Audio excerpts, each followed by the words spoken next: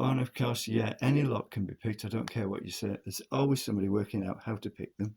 Like computer programs, there are professional security hackers to debug the programs, but some of them go AWOL because they can make more money doing that. And it's like one of my dad's cousins used to say, doesn't matter what security you put in your house, they'll get through it because you're just setting the thieves a challenge. And I have seen someone. Well, I used to do voluntary work, and we moved premises, and there was something. I think something had been lost, or something wasn't going to be done quickly enough. So they couldn't get in, couldn't unlock a building which all the stuff we wanted to move was in.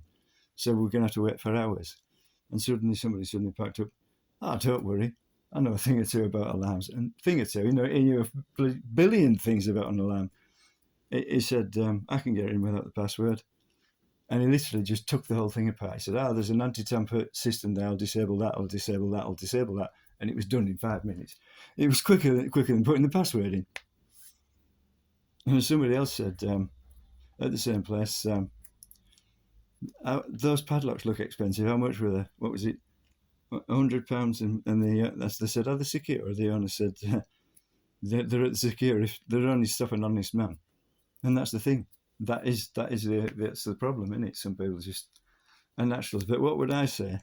Well, thieves, they usually have a problem like ADHD or what's the other one? Dyslexia. I didn't know. I knew what dyslexia was, but apparently varying the colours of the letters and the background can help with that.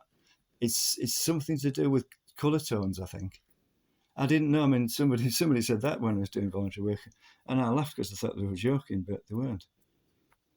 And I mean, if you've got that, I mean, it usually runs in families. But obviously, this person, I've seen people like that before. They can bluff, so they can manage people, which is acceptable. But I mean, yeah, I mean, I've forgotten the term. I remember it by the joke. What does DNA stand for? National Dyslexic Association. DNA. No, NDA. Even I'm getting mixed up, but yeah. Yeah, I mean, it's hereditary. It's genetic. There's a chromosome that causes it, just like gays. Most gays, they have a chromosome in the genetics that causes it. I haven't got it, but I mean, I don't have a problem with them because there's no way they can. If you're trying to argue with your genes, it's pointless because the genes are going to win. That's why I say I can't do fame, but because I'm genetically prone to getting upset, irritated, and people know how to do it. And I've always been told the truth. And on top of that, it was instilled into me by my nana because she'd seen things go wrong from not telling the truth. And she was born in 1896, so she knew about the Kaiser and Hitler and all that. She'd seen a thing or two, and she was a good advisor. And obviously, she got hurt, and she was trying to prevent me from getting hurt. But some people, the only way to make them listen is to fail badly, and then they'll start to listen to you. And in some cases, they don't. And of course, it's like they do with fighter planes.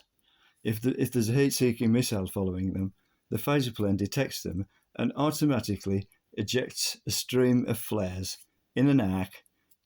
Then hopefully it'll divert the heat-seeking missile away from the plane. And there's a device on the heat-seeking missiles which, if it loses its track, it explodes in the hope that it brings the plane down. And that's usually what happens. It explodes in the middle of nowhere and it's harmless.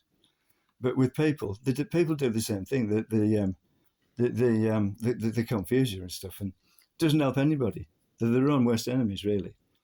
And it's like I say, I did try to commit suicide the other night, but I can't do it. I haven't got the genetics for that. I mean, if I die, I mean, I can invent things. I'm useful, but to some people, I'm just a pain. And to me, well, I won't say what I think about them.